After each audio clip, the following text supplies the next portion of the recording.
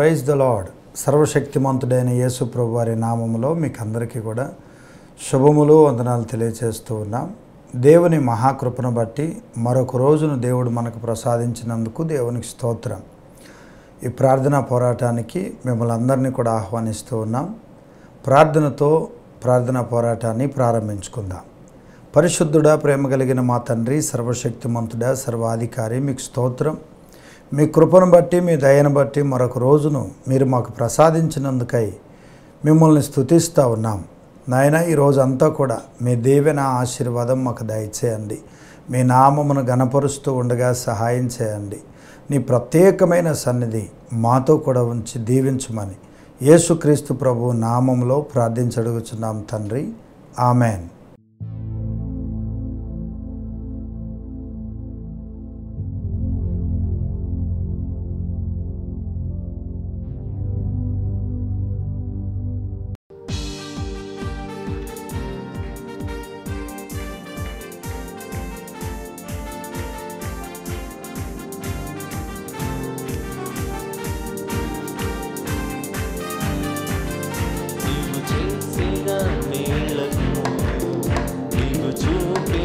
కృపలకు నీవు చేసిన మేళ్లకు, నీవు చూపిన కృపలకు వందనం యేసయ్యా, వందనం యేసయ్యా, వందనం యేసయ్యా, వందనం యేసయ్యా, వందనం యేసయ్యా, వందనం యేసయ్యా, వందనం యేసయ్యా, వందనం యేసయ్యా.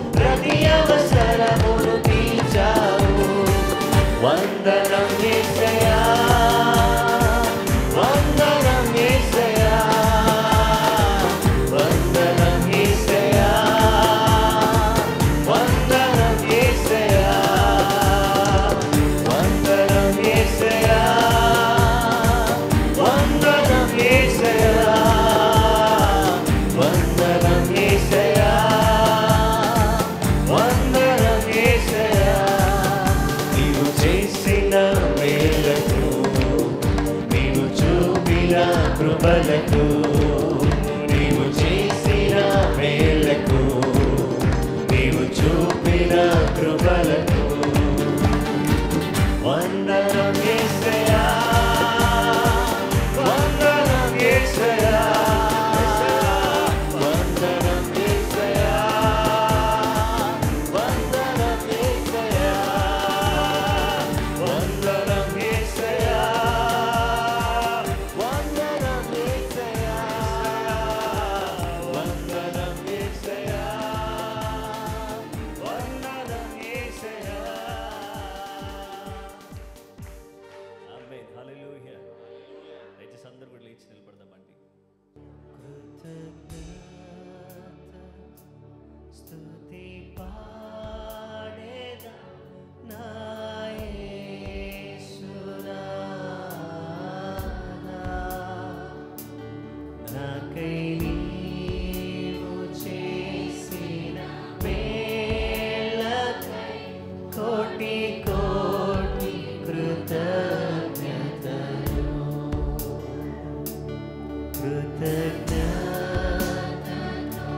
స్తుతి పాడేదా నా యేసునాథా, నాకై నీవు చేసిన మేళ్ళకై కోటి కోటి కృతజ్ఞతలు కోటి కోటి కృతజ్ఞతలు.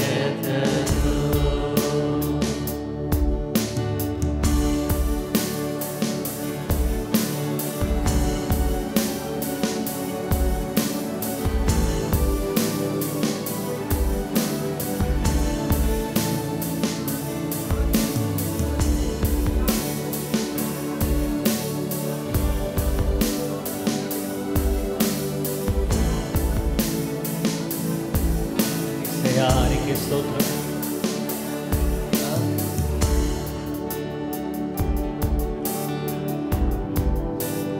రెండు చేతులు పైకెత్తి దేవానికి స్తోత్రమయ్యా. అర్హతే నాకు నీవిచ్చిన కృప ఎంతో గొప్పది. అర్హతే లేని నాపై నీదు ప్రేమ చూపిన కృపామయా, అర్హతే లేని నాపై నీదు ప్రేమ చూపిన కృపామయా,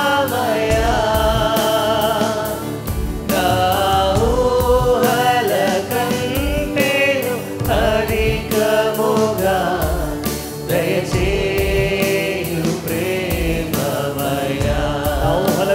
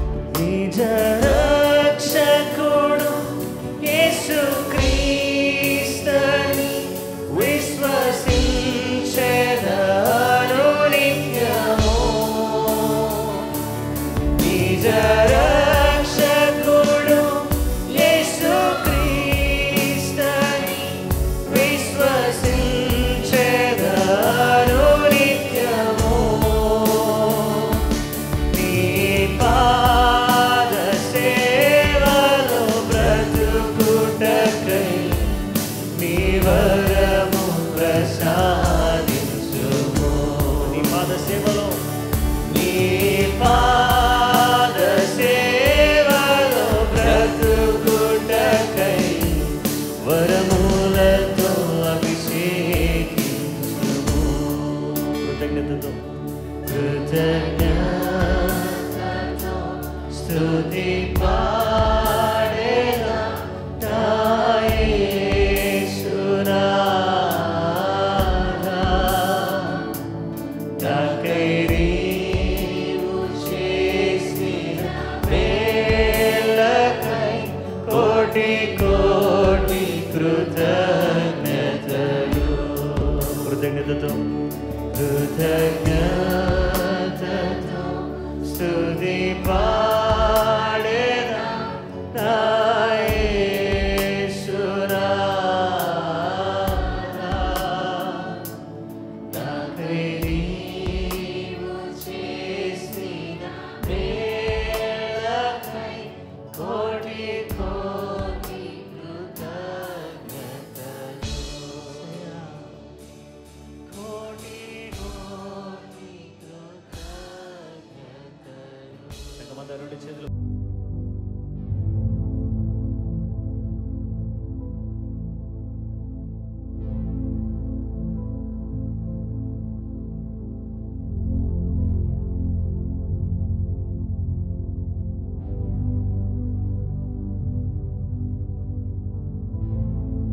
ప్రైజ్ ద లార్డ్.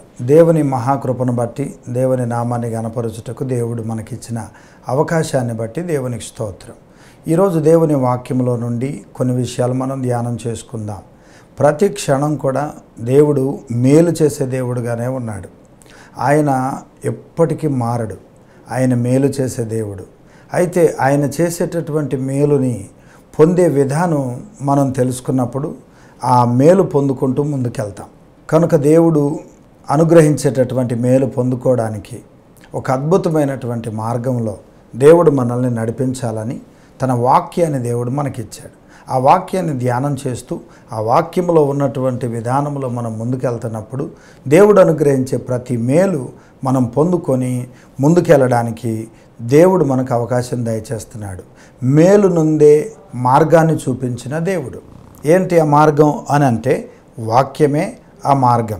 సామెతల గ్రంథం 16వ అధ్యాయం 20వ వచనం, ఉపదేశమునకు చెవియొగ్గువాడు మేలు నొందును. దేవుని ఉపదేశానికి ఎవరైతే చెవియొగ్గుతారో వారు మేలు పొందుకుంటారని ఈ వచనం ద్వారా దేవుడు మనకు తెలియచేస్తున్నాడు. ఈ వచనంలోనే 3 విషయాలు మనం చూడొచ్చు. ఉపదేశము, చెవియొగ్గుట, మేలు పొందుట. ఈ 3 ఈ వచనంలో దాగి ఉన్నాయి. ఇవన్నీ కూడా హోషేయ గ్రంథంలో ఒక అధ్యాయంలో వీటి యొక్క ఫలభరితమైనటువంటి దీవెన ఆశీర్వాదం మనం చూడవచ్చు. చూడండి, మొదటిగా హోషేయ గ్రంథంలో 14వ అధ్యాయాన్ని మనం ఈరోజు ధ్యానం చేద్దాం. హోషేయ గ్రంథము 14వ అధ్యాయం 1-2 వచనాలు. ఇశ్రాయేలు, నీ పాపము చేత నీవు కూలితివి గనుక నీ దేవుడైన యెహోవా తట్టుకు తిరుగుము. మాటలు సిద్ధపరచుకొని యెహోవా యొద్దకు తిరుగుడి. మీరు ఆయనతో చెప్పవలసినదేమనగా, మా పాపములన్నిటినీ పరిహరింపుము. ఎడ్లకు బదులుగా నీకు మా పెదవులను అర్పించుచున్నాము. నీవు అంగీకరింపదగినవి అవే మాకున్నవి. ఇది ఉపదేశం. దేవుడు తెలియచేస్తున్నాడు తన దాసుని ద్వారా, ఓ ఇశ్రాయేలు, నీవు ఏం చేసావంటే దేవునికి వ్యతిరేకంగా జీవించిన కారణాన్ని బట్టి నీవు కూలిపోయావు, పడిపోయావు. ఇప్పుడు దేవుడు ఒక అవకాశం ఇస్తున్నాడు. నీవు దేవుడైన యెహోవా తట్టు నువ్వు తిరగాలి. ఇప్పుడు ఇప్పటి వరకు లోకం తట్టు తిరిగావు, నీ ఇష్టం వచ్చినట్టుగా వెళ్ళిపోయావు, కష్టం తెచ్చుకున్నావు, నష్టం తెచ్చుకున్నావు, బాధపడుతూ ఉన్నావు. అయితే ఇప్పుడు నీవేం చేస్తావంటే నీ పాపము చేతే నువ్వు కూలిపోయావు. నిన్నెవరో కూల్చివేయలేదు, నిన్నేదో దేవుడు అన్యాయం చేయలేదు, కానీ నీ పాపము చేత నీవు కూలిపోయావు. కాబట్టి నీ దేవుడైన యెహోవా తట్టు తిరుగు. తిరిగిన తర్వాత నువ్వేం చేస్తావంటే మాటలు సిద్ధపరచుకుని యెహోవా యొద్దకు తిరుగుడి. ఆయనతో మీరు ఏం చెప్పాలి అని అంటే, మా పాపములన్నీ పరిహరింపుము, ఎడ్లకు బదులుగా నీకు మా పెదవులను అర్పించుచున్నాము అని మీరు దేవునితో చెప్పండి. ఇది ఉపదేశం. ఈ ఉపదేశం వారు విన్నారు. దేవుడు ఎప్పుడైనా ఒక వ్యక్తిని రక్షించడానికి, ఆ వ్యక్తికి మేలు చేయడానికి దేవుడు ఏం చేస్తాడంటే తన దాసుల ద్వారా ఉపదేశాన్ని మనకిస్తాడు. ఆ వాక్యాన్ని మనకి వినిపింపజేస్తాడు. ఆ వాక్యాన్ని మనం విన్నప్పుడు దేవుడు అద్భుతం చేస్తాడు. దేవుని వాక్యంలో యోబు గ్రంథము 36వ అధ్యాయం 10వ వచనం నుండి చదువుదాం. ఉపదేశము వినుటకై వారి చెవిని తెరవచేయును, పాపము విడిచి రండని ఆజ్ఞ ఇచ్చును. వారు ఆలకించి ఆయనను సేవించిన ఎడల తమ దినములను క్షేమముగాను తమ సంవత్సరములను సుఖముగాను వెళ్ళబుచ్చెదరు. వారు ఆలకింపని ఎడల వారు బాణముల చేత కూలి నశించెదరు, జ్ఞానము లేక చనిపోయేదరు అని ఉంది. ప్రియులారా, దేవుడు ఒక ఉపదేశాన్ని సిద్ధపరుస్తాడు. ఆ ఉపదేశాన్ని సిద్ధపరిచి మనకు తెలియచేసినప్పుడు మనం దాన్ని అంగీకరించాలి. ఎంతోమంది భక్తులు తమ ఉపదేశాన్ని సిద్ధపరిచి దేవుడు వారికి తెలియచేసిన ఉపదేశాన్ని వారు పలికినప్పుడు, వారు తెలియచేసినప్పుడు దానికి లోబడినట్టుగా మనం చూస్తున్నాం. దేవుని ఉపదేశము అద్భుతమైనటువంటి ఆశీర్వాదముతో నింపబడి ఉంది. ద్వితీయోపదేశకాండం 32వ అధ్యాయం 2వ వచనం, నా ఉపదేశము వానవలే కురియును, నా వాక్యము మంచు వలెను, లేత గడ్డి మీద పడు చినుకు వలెను, పచ్చిక మీద కురియు వర్షము వలెను ఉండును. దేవుని ఉపదేశము చాలా ఆశీర్వాదకరంగా ఉంటుంది. ఆ ఉపదేశం మనం వినినప్పుడు ఉపదేశంలో ఉన్నటువంటి గొప్ప శక్తిని మనం పొందుకోవచ్చు. కనుక మొదటి విషయం దేవుని ఉపదేశం. ఇక రెండో మాట, వినినవారు ఎవరైతే దేవుని ఉపదేశాన్ని వింటారో వాళ్ళే మేలు పొందుకుంటారు అని చూసాం కదా. కాబట్టి వినేవారు కొంతమంది విని విడిచిపెడతారు, దేవుని ఉపదేశాన్ని వింటారు, వినకుండా విన్నట్టుగా నటించే వాళ్ళు కొంతమంది ఉంటారు. నటించేవాళ్ళు కానీ వినని వారు కానీ మేలు పొందుకోలేరు. కానీ దేవుని యొక్క ఉపదేశాన్ని ఎవరైతే వింటారో వినిన వారు ఆశీర్వదించబడతారు. దేవుని ఉపదేశాన్ని విన్నటువంటి హోషేయ గ్రంథంలో ఉన్న ఇశ్రాయేలీలు విన్నారు. హోషేయ గ్రంథం 14వ అధ్యాయం 3వ వచనం, అశ్షూరీయుల చేత రక్షణ నొందగోరము, మేమికన గుర్రములను ఎక్కము, మీరే మాకు దేవుడని మేమిక మీదట మా చేతి పనితో చెప్పము. తండ్రి లేని వారి ఎడల వాత్సల్యము చూపువాడవు నీవే కదా అని వారు ఆ ఉపదేశాన్ని వినిన తర్వాత మారుమనసు పొందేశారు.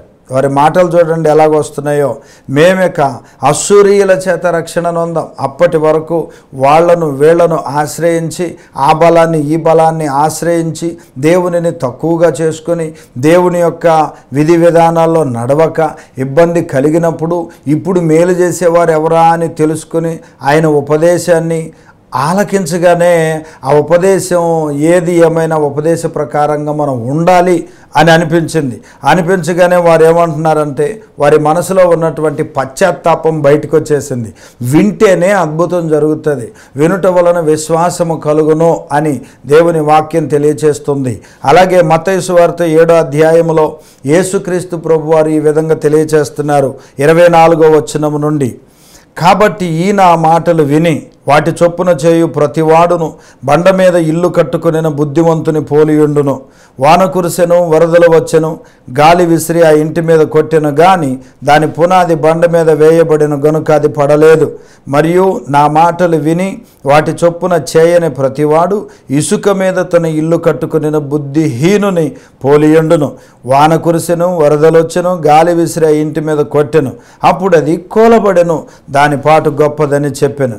చూడండి, ఎంతోమంది ఉపదేశాన్ని వింటున్నారు, కానీ ఉపదేశాన్ని విని ఆ ఉపదేశానుసారంగా జీవించినప్పుడు వాళ్ళు దీవించబడతారు. శ్రమలు వచ్చినా, శోధనలు వచ్చినా, ఇబ్బందులు కలిగిన ఎలాంటి పరిస్థితుల్లోనైనా వారు దేవునిలో నిలిచి ఉంటారు, సుఖంగా నిలిచి ఉంటారు. ప్రతి సమస్యలో పడిపోరు, దిగులు చెందరు, వాళ్ళు నిలిచి ఉంటారు. దేవుని మాటలు విని ఆ ప్రకారంగా చేయకపోతే వాళ్ళు ఏం చేస్తారంటే చిన్న శ్రమ రాగానే పడిపోతారు, శోధన రాగానే వాళ్ళు దేవుని విడిచిపెట్టేసి వారి యొక్క లోకంలో కలిసిపోతారు. కాబట్టి ప్రియులారా, ఎవరికి మేలు అని అంటే దేవుని ఉపదేశాన్ని ఎవరైతే వింటారో వారి జీవితంలో వారు మేలు పొందుకుంటారు. దేవుని వాక్యాన్ని మనం ఆలోచన చేసినప్పుడు మూడవదిగా వినిన వారికి మేలు జరుగుతుంది. మొదటిగా ఉపదేశం, రెండోది వినడం, మూడవది దాని ప్రకారంగా జీవించడం. ఎవరైతే దేవుని ఉపదేశాన్ని విని ఆ ప్రకారంగా జీవిస్తారో వారికి మేలు జరుగుతుంది. దేవుని వాక్యాన్ని మనం చూస్తే ఎలాంటి మేలు జరుగుతుంది? ఆస్తి ఐశ్వర్యాలు ధనఘనతలు అది ఒక రకంగా అది మేలే, కానీ అన్నిటికంటే దేవుడు అనుగ్రహించే గొప్ప మేలు ఏమిటంటే హోషే గ్రంథం 14వ అధ్యాయం 4వ వచనంలో వారు విశ్వాసఘాతకులు కాకుండా నేను వారిని గుణపరచుదును అంటాడు. నేను వాళ్ళను గుణపరుస్తాను, వాళ్ళకి మంచి గుణాన్ని నేను దయచేస్తాను, వాళ్ళను బాగు చేస్తాను. వాళ్ళ మనస్సు, వాళ్ళ బుద్ధి, వాళ్ళ ఆలోచనలు బాగులేకపోవచ్చు, కానీ వాళ్ళు నా ఉపదేశాన్ని విన్నారు కనుక ఇప్పుడు వారిని నేను సరిచేస్తాను, వారిని గుణపరుస్తాను. వాళ్ళు మళ్ళీ నా నుంచి ఈ వెనక్కి తిరగకుండేలాగా వారిని బాగు చేస్తాను అని దేవుడు తెలియజేస్తున్నాడు. దేవుడు గుణపరుచుట అద్భుతమైన మేలు. ఇష్టానుసారంగా బ్రతికే వ్యక్తి, లోకంలో బ్రతికేటటువంటి వ్యక్తి దేవుని వాక్యాన్ని విని ఆ వాక్య ప్రకారంగా జీవించినప్పుడు తనలో ఉన్నటువంటి చెడు గుణాలన్నింటినీ కూడా దేవుడు తీసేసి ఒక మంచి వ్యక్తిగా, ఒక మంచి అద్భుతమైనటువంటి దేవుని దీవెన పొందే ఒక పాత్రగా దేవుడు చేసినప్పుడు అది గొప్ప మేలు కదా. గుణపరచడం అనేది గొప్ప మేలు. దేవుడు వారితో స్నేహం చేస్తాడు. హోషే గ్రంథం 14వ అధ్యాయం 4వ వచనం, వారు విశ్వాసఘాతకులు కాకుండా నేను వారిని గుణపరచుదును అని చెప్పి వారి మీదనున్న నా కోపం చల్లారను, మనస్ఫూర్తిగా నేను వారితో స్నేహం చేస్తాను. దేవుడు స్నేహం చేస్తాడు. అన్ని మేలుల కంటే ఇది గొప్ప మేలు, దేవుడు మనతో స్నేహం చేయడం. మనం పాపులం, పనికిరాని వారం. అయితే పరిశుద్ధుడైనటువంటి దేవుడు, ఆయన మాట విన్నటువంటి వారు, ఉపదేశాన్ని అంగీకరించిన వారు, గుణపరచబడిన వారితో దేవుడు సహవాసం చేస్తానని చెప్తున్నాడు. అది మేలు, అన్నిటికంటే కూడా గొప్ప మేలు. గుణపరచబడిన వారితో దేవుడు సహవాసం చేయడు. కానీ ఎవరైతే గుణపరచబడతారో, బాగు చేయబడతారో, మనసు బాగుంటుందో, బుద్ధి బాగుంటుందో, దేవుని వాక్యానుసారంగా కట్టుకుంటారో వాళ్లతో దేవుడు సహవాసం చేస్తాడని, అది గొప్ప మేలని దేవుని వాక్యంలో దేవుడు మనకు తెలియజేస్తున్నాడు. ఆ తర్వాత అనేకులకు ఆశీర్వాదకరంగా నిలబెడతాడండి. ఇది అన్నిటికంటే కూడా గొప్ప మేలని దేవుని వాక్యంలో మనం చూడొచ్చు. హోషే గ్రంథం 14వ అధ్యాయం 6వ వచనం నుండి, అతని కొమ్మలు విశాలముగా పెరుగును, ఒలీవ చెట్టునకు కలిగినంత సౌందర్యం అతనికి కలుగును, లెబనోనుకున్నంత సువాసన అతనికి ఉండును, అతని నీడయందు నివసించువారు మరలి వత్తురు, ధాన్యము వలె వారు తిరిగి మొలుతురు, ద్రాక్ష చెట్టు వలె వారు వికసింతురు, లెబనోను ద్రాక్షరసం వాసన వలె వారు పరిమళింతురు. దేవుని బిడ్డలారా, దేవుని వాక్యం తెలియజేస్తుంది, దేవుని మాట ప్రకారంగా దేవుని ఉపదేశాన్ని విని ఆ ప్రకారంగా జీవించినటువంటి వారు ఎలా ఉంటారు అని అంటే వారి కొమ్మలు విశాలముగా పెరుగుతాయి, వారు అభివృద్ధిలోనికి వస్తారు. అలాగే ఒలీవ చెట్టునకు కలిగినంత సౌందర్యం వారికి కలుగుతుంది.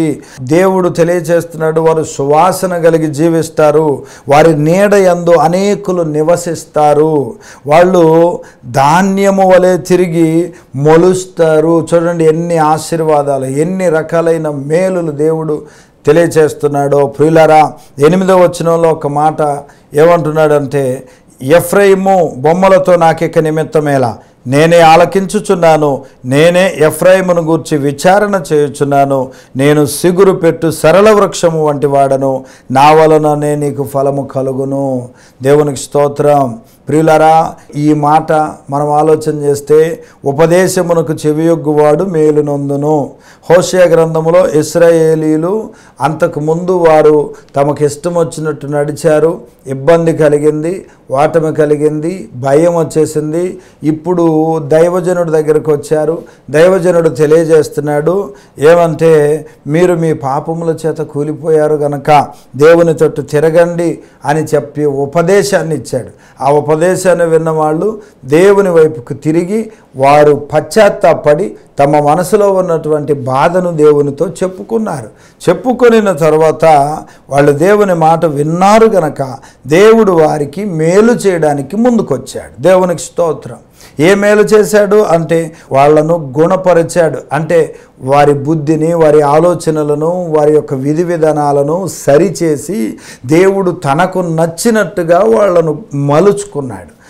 ఆ తర్వాత దేవుడే వారితో సహవాసం చేస్తున్నాడు. ఆయన వారిని అనేకులకు ఆశీర్వాదకరంగా దీవెనకరంగా ఉంచాడు. కాబట్టి ప్రియులారా, మనం దేవుని ఉపదేశాన్ని విని ఆ ఉపదేశాన్ని ప్రకారంగా మనం నడుచుకున్నప్పుడు మనల్ని కూడా దేవుడు దీవించి అనేక రకాలైనటువంటి పరసంబంధమైన ఇహ సంబంధమైన దీవెనలతో మేలులతో ఆయన మనల్ని నింపి మనల్ని ఆశీర్వదించి ముందుకు నడిపిస్తాడు. అట్టి కృప ఈ ఉదయకాలం మనకు దేవుడు దయచేయును గాక. ప్రార్థన చేద్దాం.